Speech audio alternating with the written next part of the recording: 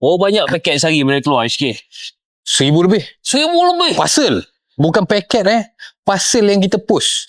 Ni macam ni satu parcel lah. Ni satu parcel. Ini satu kotak ni ke satu parcel. Lepas tu ada kemungkinan dalam satu kotak tu ada 2-3 paket. Betul. Lebih daripada 1,000 lah. Lebih daripada 1,000. Hari ni saja lebih kurang 1,000. Pagi tak campur petang lagi. Allah. Pagi saja lebih kurang 1,000. Petang tak campur lagi. Oh, ramai. Satu Malaysia pakai. Yo. Okay. Sejak bila HK ni ada? 2 tahun dah. 2 tahun lebih dah. 2 tahun lebih. 2 tahun lebih dah ada kilang ni lah.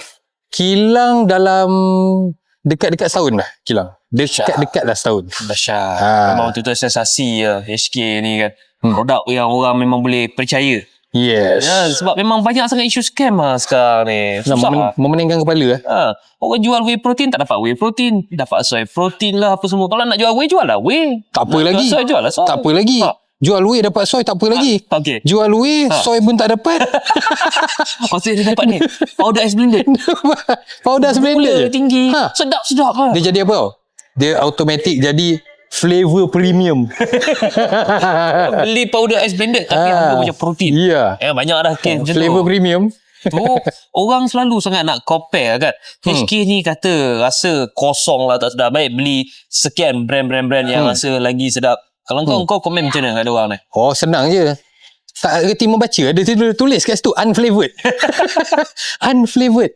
Dia kadang-kadang orang ni masalah dia macam tu lah. Membaca kan kata tadika pergi ke tak? Kan? Unflavoured maknanya tak ada perasa tambahan.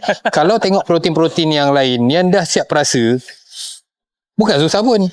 Protein kosong, campur perasa, gaul, masuk balang, dah jadi protein perasa coklat. Itu je. Itu je. Sama je lah. Beli HK, tambah je lah flavor sedikit. Kalau orang yang membeli tu nama dia Ahmad. Okay. Kan? Dia balik rumah, dia beli protein kosong HK, lepas tu dia letak kari powder, dia campur-campur, letak dalam balang. Lepas tu dia tulis tu kan.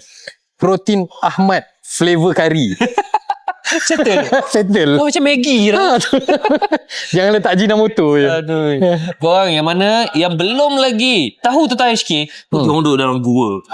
Tahu tak apa? Takkanlah tak tahu lagi pasal HK. Yang mana yang nak dapatkan lagi info-info, tips-tips ni, jangan lupa follow, tinggalkan soalan dekat dalam ruang komen. Stay tune guys, next video.